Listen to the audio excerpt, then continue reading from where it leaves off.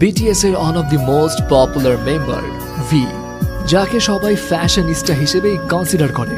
In fact 2021 এ most handsome পুরুষের খেতাবও তার ঝুলিতেই রয়েছে। অলমোস্ট $20 মিলিয়ন সম্পত্তির মালিক ভি। তার লাইফস্টাইল এখন বিলাসবহুলভাবে জীবনযাপন করছে, যেটা অনেকের কাছে স্বপ্নের মতো। ইনফ্যাক্ট ভি এর কাছেও একটা সময় তার এই লাইফস্টাইলটা স্বপ্নের মতোই ছিল, কারণ ভি যেই ফ্যামিলি ব্যাকগ্রাউন্ড থেকে উঠে এসছে সেখানে এমন বিলাসবহুল লাইফস্টাইলের কথা আসলেই কেউ ভাবে না।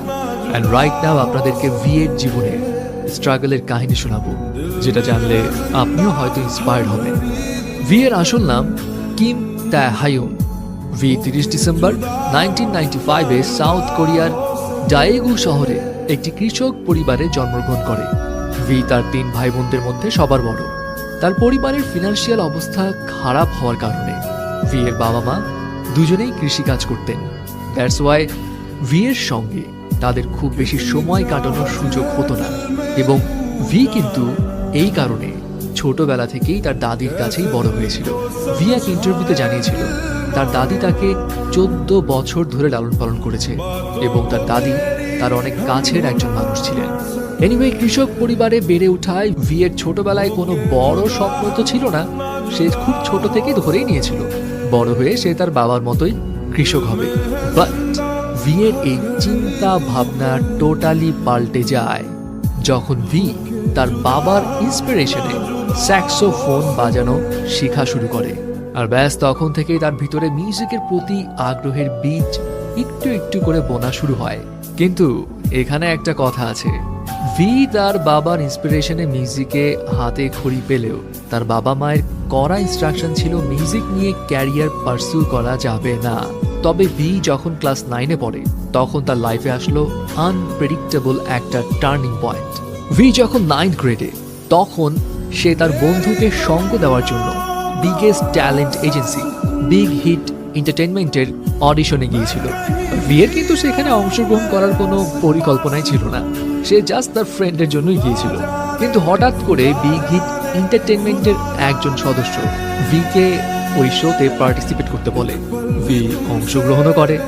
সারপ্রাইজিং বিষয় হচ্ছে, যেই মানুষটার পার্টিসিপেট করার কোনো প্ল্যানই ছিল না, সেই মানুষটাই একমাত্র পুরো শহর জুড়ে সিলেক্ট হলো।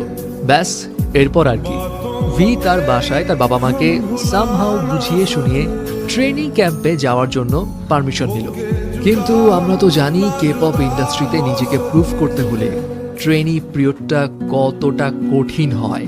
অ্যান্ড অন্যান্যদের মতো ভিকেও খুব সকালে উঠে দিনে 12 থেকে 15 ঘন্টা প্র্যাকটিস করতে হতো। খাওয়া দাওয়ার স্ট্রিক্ট ডায়েট ফলো করতে হতো। ফ্যামিলির সঙ্গে যোগাযোগও ছিল লিমিটেড, এবং ট্রেনিংয়ের এই কঠিন পরিস্থিতি দেখে ভি এক পর্যায়ে ডিসাইড করে নিয়েছিল সে গিভ আপ করে ফেলবে। ভি এক ইন্টারভিউতে জানিয়েছিল সে তার বাবাকে এক রাতে কল করে কান্নাকাটি করেছিল এবং জানিয়েছিল সে ফিরে আসতে চায়। তার বাবা তখন ভিকে একটা কথাই বলেছিল, ফিরে আসতে চাইলে আসতে পারো, এখানে তোমার জন্য আরো অনেক সহজ কাজ আছে। ভি জানায় তার বাবার ওই কথাটাতে সে কিছুটা ইম্বারেস ফিল করেছিল।